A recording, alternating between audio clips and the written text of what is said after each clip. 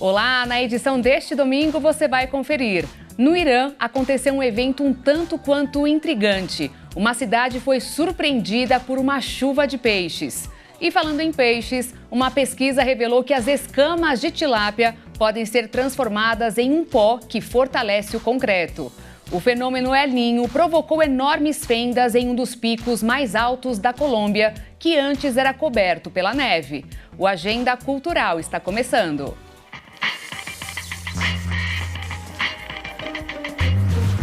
Uma startup suíça inaugurou a sua segunda usina na Islândia, que suga dióxido de carbono do ar e armazena no subsolo. A iniciativa aumenta a capacidade da empresa em 10 vezes, no objetivo de eliminar milhões de toneladas de CO2 até 2030. Esta usina foi construída em Hellisheide, na Islândia, para sugar o dióxido de carbono do ar e armazená-lo no subsolo. Hélices puxam o ar ambiente e liberam após a extração de CO2. O processo, que pertence à startup suíça, é alimentado por uma unidade geotérmica localizada próxima e é o segundo em curso na ilha. A usina ganhou o nome de Mamute e fica a meia hora de carro da capital Reykjavik. CO2 that is dissolved in water, so essentially just sparkling water. Injetamos CO2 dissolvido em água, basicamente apenas água com gás, no subsolo onde temos rochas desse tipo. E essas rochas contêm minerais como cálcio, magnésio e ferro. E quando esse fluido carregado de CO2, a água gasosa, toca a rocha, ela libera esses metais. E então eles se combinam com o CO2 e formam esses minerais carbonáticos que você pode ver aqui nesses pontos brancos. Na capacidade máxima, a usina pode remover 36 mil toneladas de CO2 por ano. Uma gota no oceano, se comparada com os 40 bilhões de toneladas de dióxido de carbono emitidas em 2023. A tecnologia de remoção do carbono continua muito cara e ainda está em fase inicial. Mesmo assim, é uma arma esperançosa contra o aquecimento global. No Irã, aconteceu um evento um tanto quanto intrigante. Uma cidade foi surpreendida com uma chuva de peixes. A situação foi registrada em imagens compartilhadas nas redes sociais. Olha só. A cidade de Yasuj, no Irã, foi surpreendida por algo que jamais imaginaríamos, ou melhor, que é até impossível de se imaginar. A chuva de peixes, apesar de parecer um evento estranho, esse fenômeno não é inédito. Além disso, tem uma explicação científica. De acordo com os cientistas, esse fenômeno ocorre por conta de tornados. Mas como assim? No interior da tromba d'água, a pressão diminui drasticamente e é criado um efeito de sucção, combinado com fortes ventos ascendentes nas partes do funil. As trombas d'água mais fracas deixam ventos superiores a 60 km por hora e as mais intensas ultrapassam facilmente os 150 km por hora. Ao passar por um lago raso, uma tromba d'água pode sugar não apenas água, mas também peixes e outras criaturas do lago em seu caminho. Os peixes são então erguidos a uma grande altitude e deslocados até uma certa distância do lago, gerando então o que conhecemos como chuva de peixes.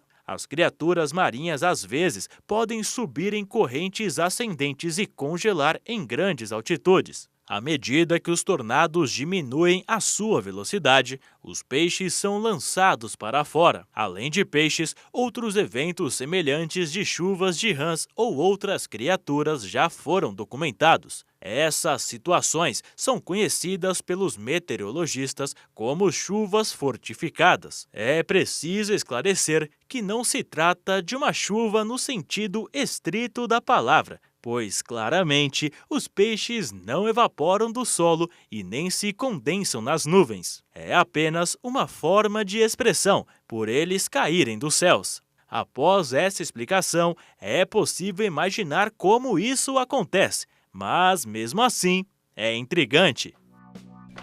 O desmatamento na Amazônia caiu 22% entre o mês de agosto de 2022 e julho de 2023 e atingiu o menor patamar desde 2018. No período foi desmatado 9.064 km², pouco mais do que os 7.500 registrados em 2018, menor marca para a região até então. Os dados foram divulgados pelo INPE e fazem parte do projeto de monitoramento do desmatamento da Amazônia Legal por satélite. O levantamento também mostrou que houve uma redução de 9% do Pantanal e também queda de 6% dos dados sobre a área não florestal do bioma amazônico. De acordo com o governo, a maior queda ocorreu nos 70 municípios considerados prioritários para o combate ao desmatamento, com redução de 42% em comparação ao ano anterior. Outros dados coletados entre agosto do ano passado até abril deste ano mostraram que a tendência de queda se manteve, com redução de 55% em comparação com o mesmo período dos anos anteriores. De acordo com o Ministério do Meio Ambiente, a queda no desmatamento é resultado de uma série de ações adotadas pelo governo federal, como o aumento da fiscalização. Os dados sobre o desmatamento são divulgados 2 vezes por ano. Os primeiros números costumam ser divulgados nos últimos meses do ano e trazem uma estimativa em quilômetros quadrados da floresta derrubada de agosto do ano anterior até julho do ano em questão. Já os segundos dados mostram a taxa de desmate consolidada de janeiro a dezembro. Uma das principais dificuldades para quem quer parar de fumar é superar o período de abstinência. E existem diversas estratégias para auxiliar esse período sem desistir. Um estudo da Universidade Federal Fluminense, conduzido no Brasil, revelou que o chocolate amargo pode ser uma alternativa.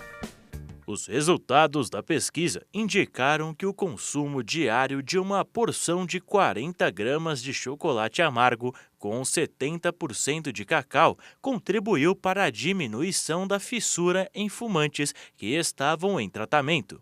E, importante, sem afetar as medidas corporais dos pacientes. O medo de ganhar peso é justamente uma das razões que levam as pessoas a relutarem em parar de fumar. Segundo uma nutricionista, especialista em dependência química e responsável pelo estudo, isso ocorre porque os fumantes desenvolvem uma seletividade alimentar devido à ação da nicotina, que acelera o metabolismo e interfere nas papilas gustativas da língua, reduzindo assim a sensação de sabor dos alimentos para os tabagistas. A pesquisa foi realizada por nutricionistas do Grupo de Pesquisa em Nutrição Translacional da Universidade Federal Fluminense. Durante um mês, eles realizaram um estudo de intervenção clínica com 47 fumantes portadores de comorbidades crônicas, entre elas diabetes e hipertensão, que eram atendidos na Unidade de Assistência Integral ao Tabagismo do Núcleo Interdisciplinar de Estudos e Pesquisa em Nefrologia, na cidade de Juiz de Fora, no estado de Minas Gerais. Os barulhos da cidade feitos quando estamos dormindo fazem mais mal do que parece. Um estudo feito durante 30 anos revelou que a britadeira ou a briga do vizinho podem ter provocado, além do nosso mau humor, um problema cardíaco. Quem nunca teve o sono interrompido pelo som alto de uma festa ou por um vizinho barulhento? Mas o que muitos não sabem é que, quando frequentes, esses barulhos podem causar danos à saúde. É o que mostra um estudo publicado pela Universidade de Harvard em dezembro do ano passado. O estudo contou com a participação de 113 mil voluntários, separados em 5 grupos, de acordo com a intensidade dos ruídos próximos às suas residências ao longo dos anos. Os pesquisadores acompanharam os participantes por 30 anos, monitorando o número de voluntários que apresentaram doenças cardiovasculares, como o infarto e acidente vascular cerebral, o AVC. Entretanto, não são apenas os altos barulhos que podem pôr em risco à saúde. Ruídos mais baixos e aparentemente inofensíveis, como o de caminhão de lixo, podem trazer problemas. Isso acontece porque esses ruídos, ainda que não sejam escutados conscientemente, funcionam como fatores estressores para o nosso organismo, provocando um sono fragmentado com múltiplos despertares, impedindo que tenhamos a quantidade ideal de sono profundo. Estudos anteriores já haviam comprovado essa relação para a poluição sonora diurna, mas é a primeira vez que um trabalho científico mostra esse potencial risco também dos ruídos noturnos. Mas como reduzir esses danos? Especialistas esclarecem que não são só barulhos externos que estão fora do nosso controle que podem oferecer riscos. Ruídos de notificações de celular e geladeira são exemplos que estão dentro do nosso alcance. Também são prejudiciais à saúde. A recomendação é tentar reduzir ao máximo esses estímulos sonoros no período do sono, principalmente de eletrônicos e eletrodomésticos. Outras estratégias são o uso do protetor auricular durante o sono e instalar janelas anti-ruído. Para quem não tem condições financeiras de colocar uma janela desse tipo, uma cortina de tecido mais grosso com 2 camadas já ajuda a abafar o som. E complementaram a importância de observar outros fatores que ajudam a ter um sono de boa qualidade, como pouca ou nenhuma luminosidade e uma temperatura agradável no quarto. E um outro estudo mostrou que o sentimento de solidão, muitas vezes desprezado, pode aumentar o risco de morte em pessoas com obesidade. Embora não seja tão comentado como a falta de dieta ou exercícios físicos, a sensação de estar sozinho pode prejudicar bastante a saúde. A solidão é mais do que estar sozinho. É um estado emocional que não afeta somente os sentimentos, mas também a saúde física e mental. A pesquisa publicada pela revista médica americana JAMA Network Open mostrou que a melhor forma de tratar doenças relacionadas à obesidade é mudando o estilo de vida. Para chegar a esta conclusão, foram analisados os dados de 400 mil pessoas de um grande banco de dados biomédicos. O acompanhamento foi longo e durou cerca de 15 anos. Quem participou não tinha qualquer doença cardiovascular no início da coleta de dados. Dentro desse período, aqueles que não se sentiam isolados ou solitários tiveram 36% a menos de chances de morrer por qualquer que seja a causa. O isolamento social foi o principal fator de risco, mais perigoso do que a depressão e a ansiedade. A análise entre os mais jovens também chamou a atenção. Quem tinha o sentimento de estar socialmente isolado apresentou mais de 30% de chances de morrer precocemente do que aqueles que não compartilhavam do mesmo pensamento, que pode atuar como uma forma de estresse crônico, o que não é saudável. Mesmo que seja desafiador, ainda existem algumas estratégias para contornar esse sentimento. Segundo os especialistas, um dos primeiros passos é tentar conversar com algum familiar ou amigo de confiança. Compartilhar o que você está vivendo pode ajudar a aliviar a solidão. Participar de atividades sociais, como aulas ou eventos de seu interesse, também poderão ajudar a conhecer novas pessoas. Se a solidão persistir, a opção deve ser buscar a ajuda de um profissional. Esquecer 40 pizzas ou 100 pastéis em um carro de aplicativo parece história de pescador, mas não é. Um levantamento feito pela Uber revelou que isso também acontece, mas a relação é dos itens mais abandonados pelos passageiros ao final da viagem. Segundo o levantamento divulgado anualmente pela empresa Uber, que lidera o setor de transporte por aplicativo, os passageiros de Itajaí e Florianópolis, em Santa Catarina, foram os que mais esqueceram objetos nos veículos em todo o país. A empresa considerou dados proporcionais das cidades no ano de 2023 para chegar ao levantamento. Brasília ocupa o 3º lugar e, como novidade no top 10, é a entrada de Santos, em São Paulo, que se junta a Itajaí como os 2 únicos municípios do ranking que não são capitais. Assim como no ano de 2022, os itens mais esquecidos pelos brasileiros foram mochilas, bolsas, seguidos de aparelhos celulares e câmeras, roupas e guarda-chuvas aparecem em 3º e 4º lugar, respectivamente. De acordo com a empresa, alguns itens inusitados já foram deixados para trás pelos passageiros, como uma medalha olímpica, 40 pizzas, um cento de pastel e até uma varinha do famoso filme Harry Potter.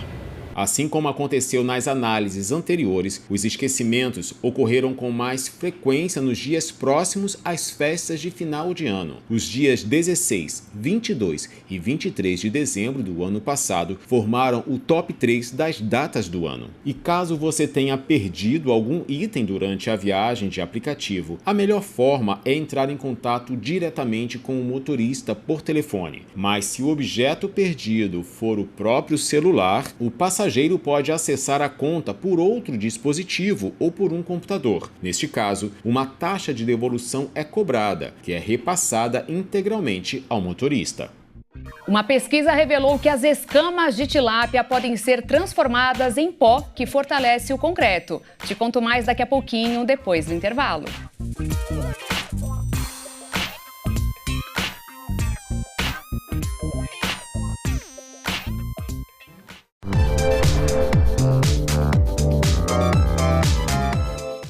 O programa Agenda Cultural está de volta.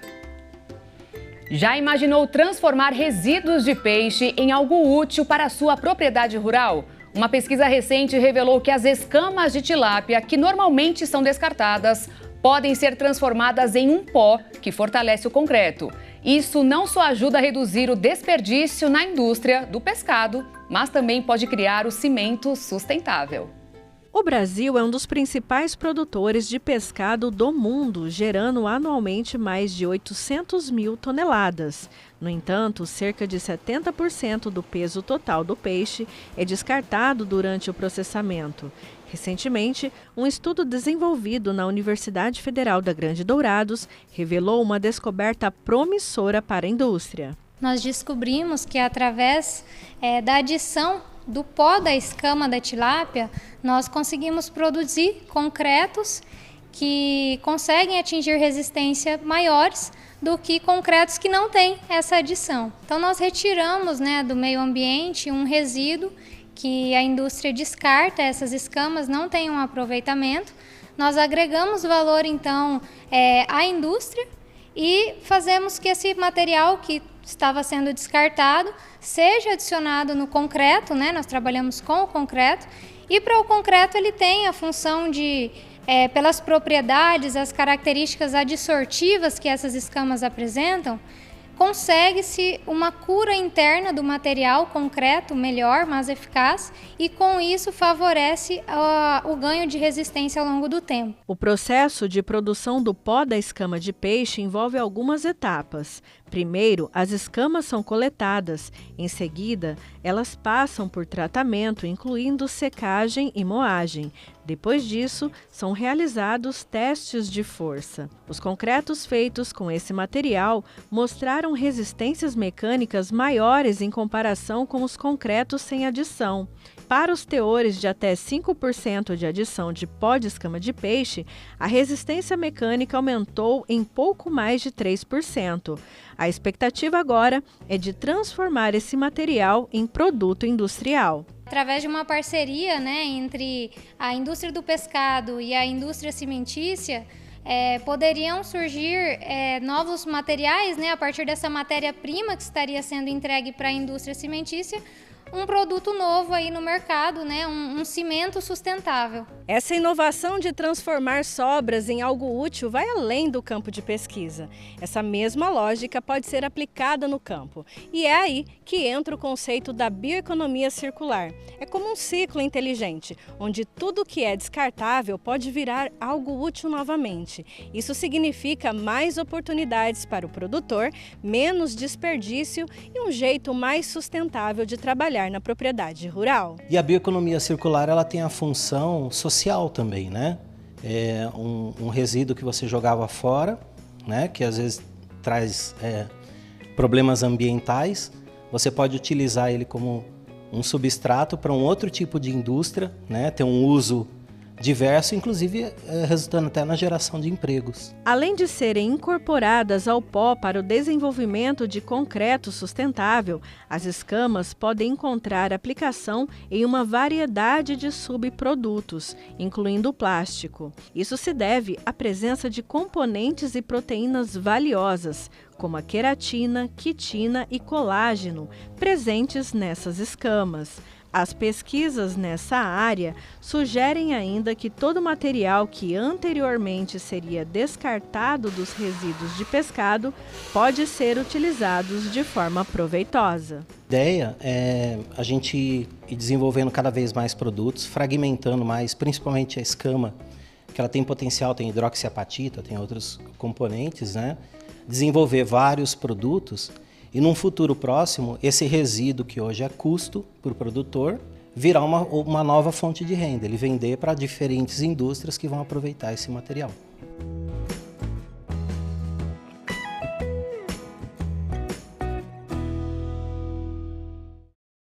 A ONU e o UNICEF lançaram uma iniciativa para incentivar o investimento na educação e empregabilidade. Uma cerimônia de lançamento foi realizada no Museu de Arte Moderna, no Parque Ibirapuera, em São Paulo. O Educa 2030 é um movimento em defesa da escolaridade e da especialização de mulheres, jovens e adultos e do fortalecimento de oportunidades para os jovens. A ação faz parte da estratégia Ambição 2030 do Pacto Global da ONU e quer estimular empresas a assumirem metas ambiciosas para o avanço da educação e empregabilidade no país, por meio de 3 pilares principais: o aumento da escolaridade de funcionários e terceiros nas empresas, inclusão produtiva de jovens com foco em jovem aprendiz e desenvolvimento profissional de mulheres em áreas como ciências, tecnologia, engenharia e matemática. Na prática, a ideia é convencer as empresas a pensarem em políticas internas e de organização para investir, inspirar e possibilitar a constante atualização de seus funcionários por meio da educação, com o foco no mercado de trabalho. Dessa forma, os profissionais estarão sempre se especializando, alinhados com as funções que desempenham ou que querem desempenhar profissionalmente. Sabe aquelas ligações que não param e incomodam bastante? Pois bem, lá em Mato Grosso do Sul, o governador sancionou uma lei que proíbe essas ligações de telemarketing por programas de computador e que disparam várias ligações, uma seguida da outra. Não tem dia, não tem hora. Acabaram de ligar perguntando Sidney, não conheço Sidney. É uma encheção de saco que não tem fim. Muitas, já bloqueei inúmeras ligações. Já não aguento mais. E em muitas ligações, a mensagem é automática. É uma secretária eletrônica falando coisas repetidas várias vezes. Às vezes ligam, você quer saber o que é e às vezes nem falam. Um robô. É um robô. Na última segunda-feira, o governador do estado sancionou uma lei que proíbe ligações de telemarketing por programas de computador que executam tarefas repetitivas, ou seja, ligações robotizadas. Tomara que funcione e tenha uma facilidade de acesso para você recorrer à lei, né? Muita gente questiona se uma nova lei vai acabar de vez com essas ligações incômodas. Mas o Procon reforça que para uma lei funcionar é preciso que as pessoas façam a denúncia. Nós temos o 151 que ela pode ligar. Nós temos o nosso site que ela não precisa sair de casa para fazer essa reclamação. E é até importante que ela coloque na sua reclamação no nosso site todos os documentos que ela conseguir anexar como prova daquela infração. Ou, se ela preferir, ela pode vir aqui no Procon municipal ou no Procon estadual. Hoje nós temos 45 Procons no estado. A lei prevê multa para as empresas que insistirem nas ligações robotizadas. Mais uma pessoa podia receber uma ligação se ela não autorizou que fosse repassados os dados dela. Então, ela é uma dupla infração. Fere o Código do Consumidor, fere a Lei de Proteção de Dados. Então, é uma falta grave, né? Hoje, uma multa pequena para uma pequena infração é de 8 a 10 mil. Essa é uma falta grave, ela vai ser dosada para um valor muito maior que esse, com certeza. Apesar da nova lei e por via das dúvidas, tem muita gente que está calejada com o assunto e já tomou algumas medidas por conta própria. Que não está na agenda, não atende. E deixa no silencioso, não tem o que fazer. Da combinação das palavras japonesas ami, que significa trançado, e migurumi, que significa boneco de pelúcia, é que surgiu o nome de um método utilizado para transformar desenhos em crochê, o amigurumi. Os primeiros artesanatos desta técnica surgiram na década de 1980 no Japão e reuniam pontos de crochê com os de tricô. Até hoje, mais de 40 anos depois, as peças são reproduzidas em diversos países, geralmente réplicas de animais, flores e bonecos. O amigurumi continua ganhando espaço e conquistando adeptos.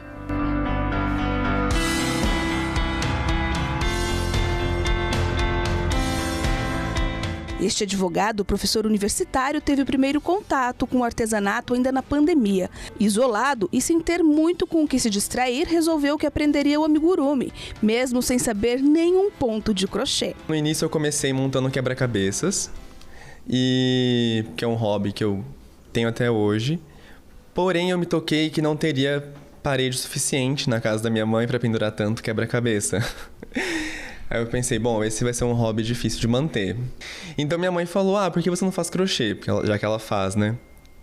E eu pensei, bom, tudo bem, eu vou pensar em algo.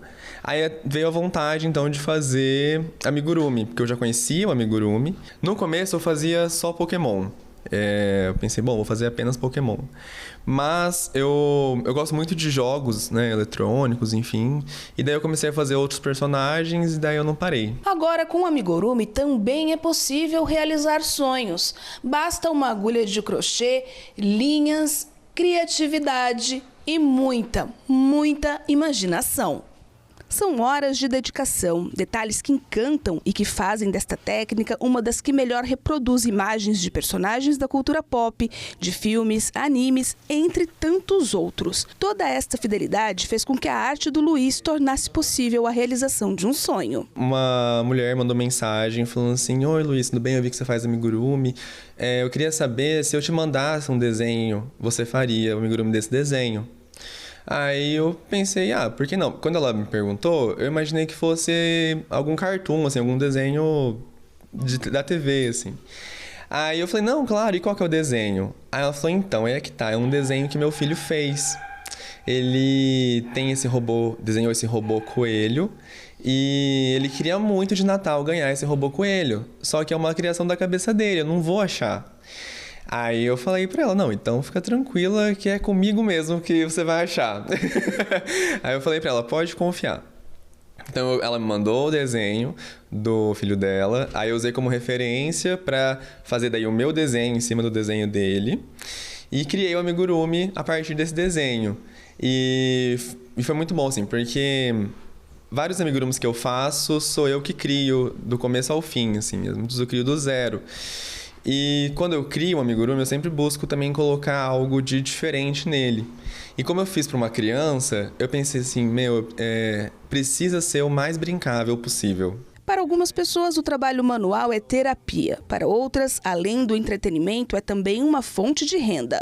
Já o Luiz conseguiu unir ambos os fatores. Melhor ainda, descobriu um talento. Eu diria que o amigurumi seria o meu respiro. Sabe? Seria...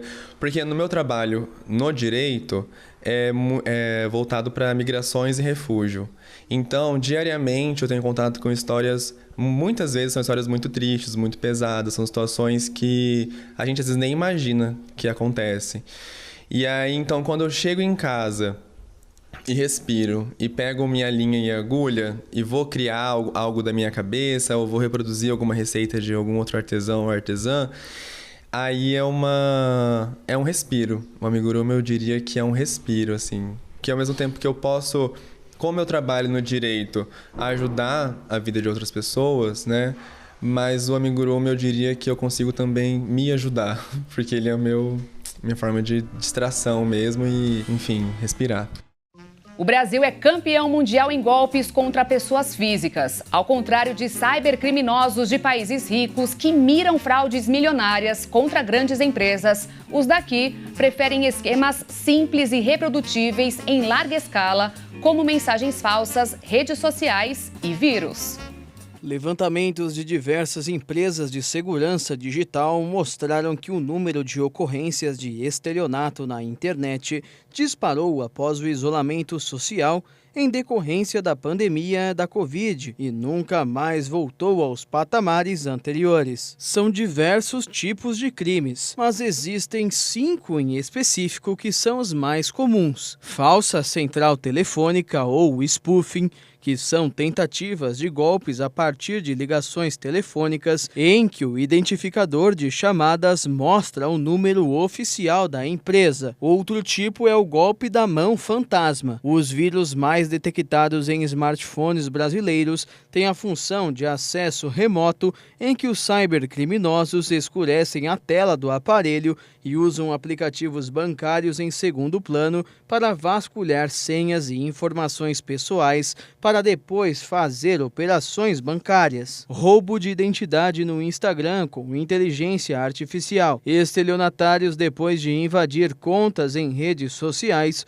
usam inteligência artificial para clonar traços e voz da vítima e publicar vídeos falsos a fim de aplicar novos golpes. O golpe mais comum no Brasil é também o mais simples, chamado de phishing. Os criminosos usam assuntos como Bolsa Família, Desenrola Brasil, imposto de renda ou oportunidades de emprego. E mesmo que a pessoa não faça uma transferência na ocasião, pode ceder informações sensíveis. Golpe e desvio de Pix. A ação dos golpistas ocorre por meio do sistema ATS após o consumidor baixar algum tipo de aplicativo que esteja infectado com o Trojan, um tipo de vírus também conhecido como cavalo de Troia. Os cybercriminosos entram no celular da vítima quando ela baixa algum aplicativo infectado ou clica em links duvidosos. Aplicativos de jogos, por exemplo, estão entre os que foram identificados como os vetores do novo vírus, que faz transferência do valor do Pix do cliente. Ter uma organização pessoal faz toda a diferença para um bom planejamento das atividades diárias, semanais e mensais. E até mesmo para a própria saúde. Se você tem alguma dificuldade em manter uma organização, saiba que existe um profissional específico para te ajudar. Você, por acaso, já entrou em algum local bagunçado e bateu ansiedade? Pois é, arrumar a casa e o ambiente de trabalho, além de trazer harmonia, contribui também para a maior eficiência em desempenhar as atividades cotidianas. E ter uma rotina regrada pode ajudar e muito quem deseja manter este planejamento. Há 8 anos, a Juliana passou por uma transformação na vida. Ela era enfermeira e teve um quadro de depressão. Foi presenteada por uma amiga com um curso de personal organizer. Desde então, passou a ajudar outras pessoas. A organização, ela acaba trazendo uma paz de espírito, né?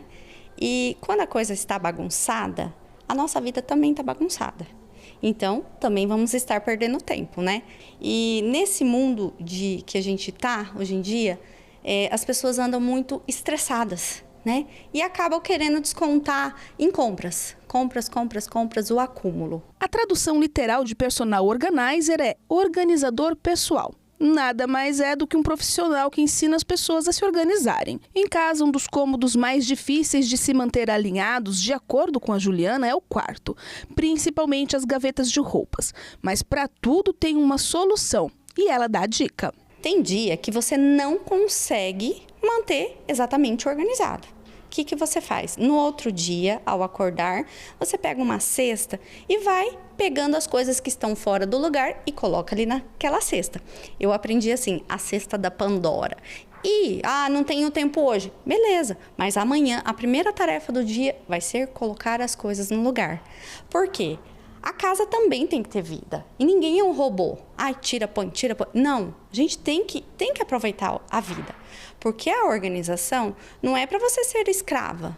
É para você ter mais tempo para sua família. Manter gavetas e armários bem arrumados, alinhados, traz além de praticidade também bem-estar. Mas você sabe qual a importância desta organização para a sua vida? Esta psicóloga afirma que o alinhamento entre a arrumação e o bem-estar é fundamental. O planejamento diário das tarefas ajuda a manter o ambiente agradável. A desorganização, somada a uma rotina frenética, por exemplo, resulta muitas vezes em estresse e ansiedade. Quando a gente está com um ambiente organizado, quando a gente está em um espaço onde a gente se sente confortável, se sente bem, encontra as nossas coisas, e aí tudo tá em perfeita harmonia, a gente vai também conseguir ter um relacionamento mais saudável com os outros, porque você já não sai com aquela pressa, com toda aquela bagunça, com toda aquela ansiedade de eu tenho tarefas por fazer em casa. Então, dá aquele chequezinho nas listas de tarefas que a gente tem ali no dia a dia para fazer, é muito positivo e ajuda a diminuição desse estresse, do nosso humor também, ele melhora. Para manter o ambiente calmo e acolhedor, mesmo para aquelas pessoas mais agitadas, a dica é começar. O início sempre é mais difícil, mas com determinação, tudo é possível. Eu falo assim, que onde eu fui, eu levei amor e uma esperança, né? Porque geralmente quando chamam um serviço de personal organized, está um caos, né? Não sabe nem por onde começar. Então, a cada casa que eu fui, que fui levando esse amor, as pessoas foram se transformando também. E hoje, muitas das minhas clientes ligam, Ju do céu, ai que delícia, ainda consigo manter do jeito que você me deixou. Claro que igual eu fiz, pode ser que não esteja, mas ela consegue visualizar aquilo, a forma com que eu deixei. O fenômeno El Niño provocou enormes fendas em um dos picos mais altos da Colômbia. Te mostro depois do intervalo. É rapidinho.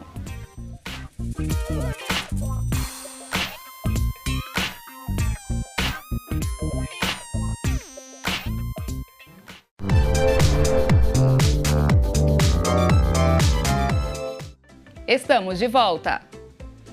Até alguns meses atrás, um dos picos mais altos da Colômbia, o Hitacubá Blanco, estava coberto por um liso lençol de neve. Mas o brutal fenômeno do El Niño provocou uma enorme fenda em suas geleiras. Mas o fenômeno do El Niño, que aumenta as temperaturas no Oceano Pacífico, causa ausência de nebulosidade, o que afeta a precipitação de neve nas geleiras. Agora, o manto branco tem enormes fendas. Se derritió la nieve por ausencia de precipitaciones. A neve derreteu devido à falta de precipitação. O gelo foi exposto à radiação solar e isso acelerou a função de gelo, como chamamos. La función del hielo, como llamamos. Desde novembro, a capa de neve começou a desaparecer em um ritmo alarmante para os especialistas no Nevado El Cocuy, no extremo leste do departamento de Boyacá. Na parte mais baixa do Hitacubá Blanco, a cerca de 4.950 metros acima do nível do mar, a rocha, escondida por séculos sob a neve, foi exposta. E este ano, cada vez que você sobe é pior. Já há uma nova fenda, mais de gelo no topo. Às vezes você sente que blocos de gelo estão caindo do Hitacubá Negro e isso é uma perda de geleira. O El Niño atinge a Colômbia desde o final de 2023. O país registrou o mês mais quente de todos os tempos em março, com temperaturas de até 42,4 graus Celsius em algumas áreas. Observamos o páramo muito seco. Observamos o páramo muito seco, pequenas lagoas totalmente secas e as geleiras, é claro. A borda inferior recuou bastante, cerca de 20 a 25 metros nesta temporada. Alrededor de 20 a 25 metros nesta temporada. O Hitacubá Blanco é o que mais possui fendas entre os picos nevados do país, que podem ser extintos. Os turistas visitam e posam para fotos enquanto é tempo. Eu sabia que essa é uma das geleiras da Colômbia que está à beira da extinção e queria vê-la. Não queria perdê-la antes que desaparecesse. Antes que se acabara. Das 14 geleiras tropicais que existiam na Colômbia no início do século XX, restam apenas 6. Há menos neve do que tínhamos visto quando começamos a subir. As paredes que estavam aqui neste ponto onde estamos, que mediam aproximadamente 6 metros, como você pode ver, desapareceram. As geleiras de El Cocuy, um paraíso frio onde nascem os rios, são o lar de aves como o condor dos Andes e mamíferos como antas e veados. Segundo dados de 2022, cerca de 12,8 quilômetros quadrados desse território estavam cobertos por gelo e neve. É a menor extensão desde que o Instituto de Hidrologia, Meteorologia e Estudos Ambientais passou a monitorar a região. Para os especialistas, a solução seria a presença do fenômeno climático Laninha, que é caracterizado por chuvas fortes. Outra mudança climática muito forte, ou seja, o Laninha, nos ajudaria a ter mais precipitação e a estabilizar a geleira, mas parece que isso não esteja acontecendo. De acordo com o Observatório Europeu do Clima, Copérnicus, em 2023, o planeta passou pelas temperaturas mais altas desde que há registro. A ONU calcula que em 2024 o mundo poderia quebrar esse recorde. As geleiras são termômetros fiéis desse aquecimento global. A preocupação com as tentativas de golpes e fraudes aumentou os gastos das empresas. Para tentar preservar os seus interesses e também dos clientes, a tecnologia em uma hora como esta pode ser uma grande aliada contra o crime. Em um relatório da Visa, referente ao ano de 2023, o Brasil foi considerado o segundo país com o maior índice de fraudes. Essas questões preocupam as empresas que estão cada vez mais investindo na segurança para combater os criminosos. Um levantamento realizado pela Serasa Experian, onde foram entrevistadas 331 pessoas jurídicas dos diversos setores como comércio, serviços e indústria, indica que 58% das empresas têm preocupação com fraudes. Esse número sobe para 68% entre as grandes empresas, que dizem estar investindo em medidas de prevenção. Em relação às tentativas de fraudes, as empresas demonstraram maior receio com o vazamento de dados, tanto de clientes como da própria instituição, perdas financeiras e inadimplência, por exemplo. A pesquisa informou que as instituições consideram essenciais as análises dos documentos e as operações de cartão de crédito, o score dos clientes, pois servem para resguardar tanto o consumidor quanto a empresa. Sobre investimentos, o levantamento indica que a prioridade no ranking de atenção desse segmento subiu do 5º lugar em 2023 para a 3ª posição em 2024. A Serasa afirma que as empresas devem reconhecer a importância de se tornarem mais conscientes sobre fraudes e a proteção é fundamental para trazer menos danos e riscos, além de assegurar as operações e os clientes. A ciência conseguiu descobrir alguns hábitos de pessoas que têm um QI acima da média que podem oferecer pistas sobre essas peculiaridades do comportamento de pessoas com mentes brilhantes. Primeira mania compartilhada por algumas pessoas inteligentes: roer as unhas. Mesmo considerado como um sinal de nervosismo ou ansiedade, um estudo de 2015 sugere que indivíduos com essa mania podem ser mais propensos a serem perfeccionistas. Roer as unhas pode ser uma forma de autoestimulação e concentração, proporcionando um alívio mental e ajudando a estimular a criatividade. Embora seja importante encontrar maneiras saudáveis de lidar com o estresse, esse hábito aparentemente insignificante pode ser um traço comum em pessoas intelectuais. Segunda mania: ouvir música. Associada a diversos benefícios cognitivos, como a melhoria da memória, concentração e criatividade, especialmente o gênero instrumental, um estudo de 2019 descobriu que pessoas mais inteligentes tendem a preferir músicas sem letras. Pesquisadores da Universidade Oxford Brookes realizaram um levantamento com 467 estudantes croatas do ensino médio, avaliando seu QI, gênero musical preferido e como eles usam a música.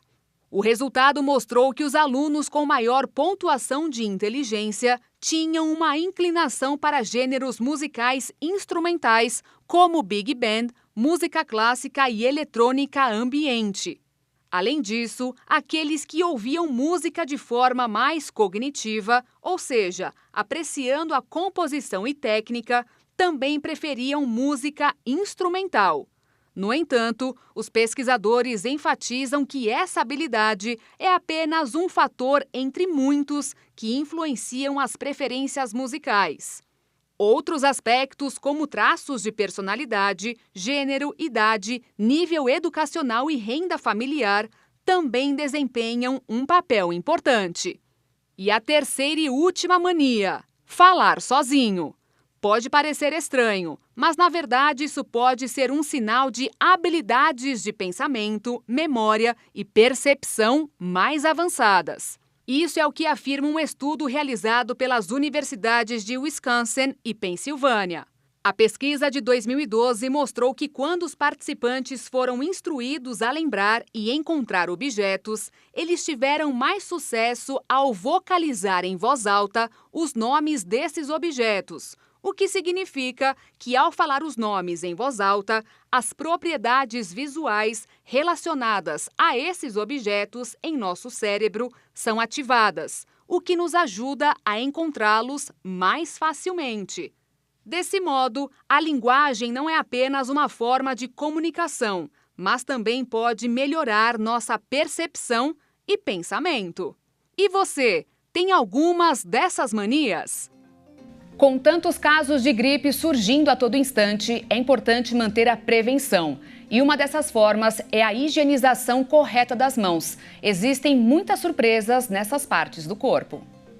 A Stephanie ouve atentamente as indicações. Aí você vai higienizar a palma da mão, isso, agora o dorso da mão. A analista de atendimento que acompanha o pai no hospital universitário parou para aprender a lavar as mãos corretamente. Principalmente nessa época que a gente vive, com bastante doenças infecciosas, é importante a gente ter esse cuidado. E realmente, Stephanie, a união de água e sabão é uma das mais eficazes formas de prevenção de contágio de doenças infecciosas. Diminuir as infecções relacionadas, à saúde e também uma forma de reduzir a transmissão de micro-organismos existentes. E dentro de um hospital, a necessidade de lavar as mãos é ainda maior, tanto que este é o mês de conscientização mundial de higienização das mãos. São 5 momentos que são orientados pela Organização Mundial de Saúde.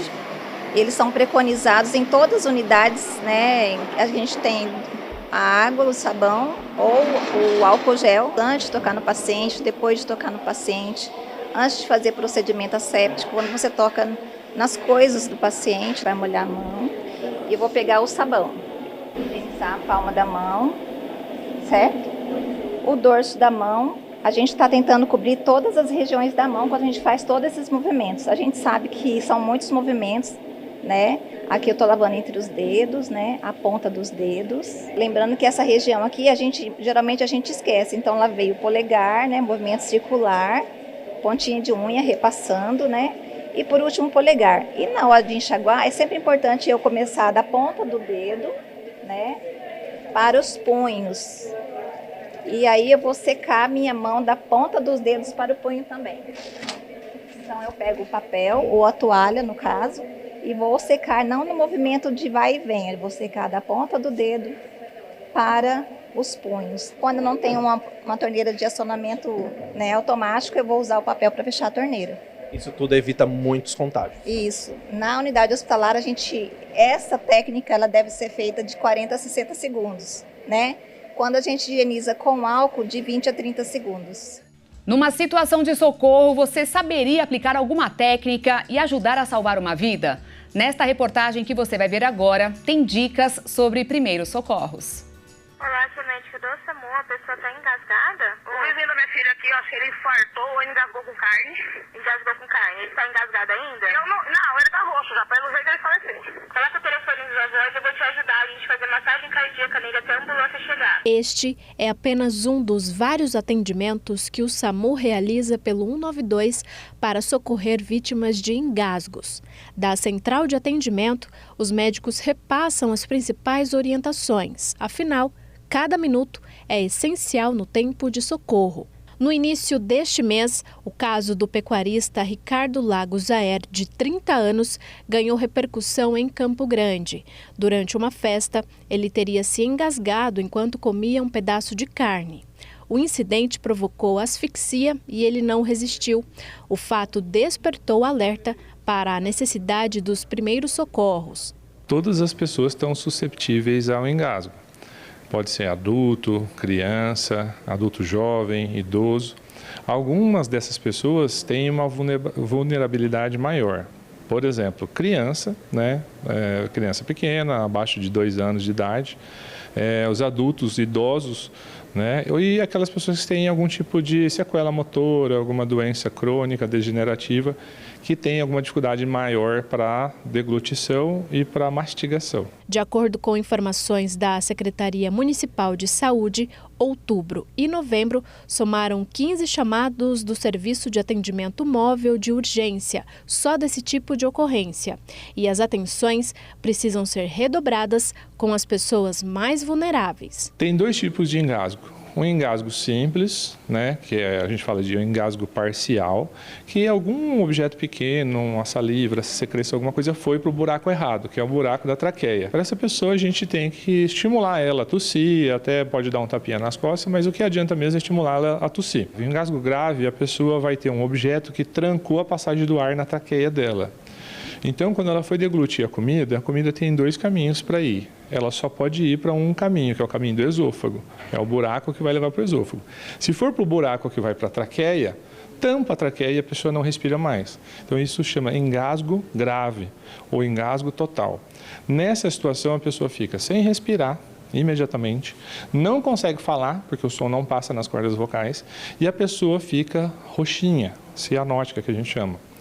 Essa pessoa, às vezes, coloca a mão no pescoço com uma sensação de agonia. Então, a gente percebeu esses sinais imediatamente. A gente precisa ligar no 192 e pedir socorro. Nós vamos mostrar agora a compressão abdominal, uma das técnicas mais utilizadas na prestação de socorro para quem está sofrendo de engasgo. E o Dr. Rodrigo vai mostrar para a gente. Doutor, como que funciona? Sim, então nessa manobra, a pessoa que está engasgada precisa estar acordada ainda, que é a fase inicial do engasgo grave, total, aquela que obstrui totalmente a traqueia e a passagem de ar.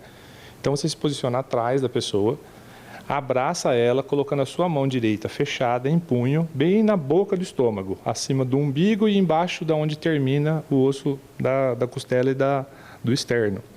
Colocou aqui, essa segunda mão abraça ela e agora você vai fazer uma compressão, apertando para você, forte, vigoroso, e também um pouquinho para cima, como se fosse fazer um J. Então você vai fazer isso assim, vigorosamente. Fez isso, você vai fazendo até a pessoa expelir o corpo estranho que engasgou ela. E se ela não fizer isso, não expelir, continuar engasgada e desmaiar, você sentir que ela está pesada, que ela desmaiou, então a gente vai deitar ela numa superfície rígida. Aí a gente vai posicionar entre os mamilos, bem no meio do tórax, do peito. Vai colocar essa região da mão aqui, firme aqui em cima, e vai começar as compressões torácicas. Então a gente vai comprimir e voltar. Comprime e volta, como se fosse fazer uma compressão na ressuscitação.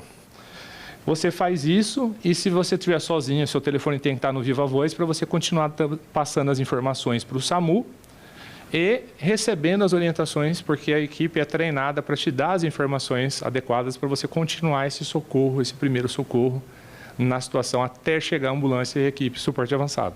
No século XX, os crocodilos quase foram extintos, mas um programa na Austrália conseguiu recuperar quase totalmente a população original do local. O projeto, que se baseia na coleta de ovos selvagens, na remoção de crocodilos em campanhas de segurança, permite que os predadores coexistam com os habitantes locais no norte do país.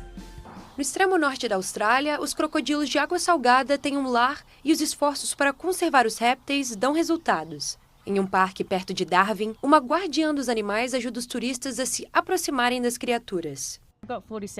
Temos 47 deles neste rio e a maioria deles é capturada na natureza. Portanto, todos eles foram problemáticos na natureza, trazendo transtornos para as pessoas. Alguns deles eram comedores de gado, então todos foram retirados e trazidos para parques como este. Eles vêm aqui para o paraíso, onde são alimentados diariamente. Mas pessoas e crocodilos nem sempre foram bons vizinhos. No século XX, esses répteis quase foram extintos. Quando surgiu a demanda por sua pele para o uso de couro na moda, todos acharam isso ótimo. Eles poderiam se livrar dos crocodilos e ainda ganhar dinheiro. Era uma situação em que todos lucravam. Foi somente na década de 1960 que as pessoas começaram a perceber que os crocodilos estavam sendo exterminados. Estimamos que a população tenha sido reduzida em 98% mais ou menos. Restavam talvez 3 mil animais, mas desse total, provavelmente menos de 500 adultos. Após as proteções governamentais na década de 1970, o número de crocodilos começou a aumentar. Graham Webb, especialista em crocodilos, é otimista sobre a situação atual dos animais. Ele afirma que o turismo de crocodilos, a coleta de ovos selvagens para o uso em fazendas de couro e as mensagens sobre segurança ajudaram a evitar os abates e permitiu que o número de crocodilos aumentasse. É uma história de sucesso quando olhamos para o passado. Nossas populações estão quase totalmente recuperadas. Há talvez 100 mil crocodilos agora. O volume de negócios é de cerca de 100 milhões de dólares australianos por ano. A bonança se estende às comunidades aborígenes e ajuda o setor de turismo local.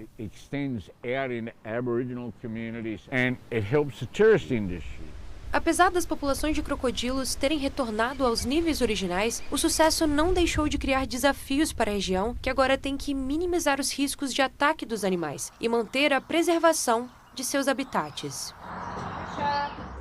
E essa edição de domingo do programa Agenda Cultural fica por aqui. Obrigada pela sua companhia. Amanhã, você sabe, eu volto com mais novidades, curiosidades e informações para você. Te espero. Desde já, uma excelente semana. Tchau.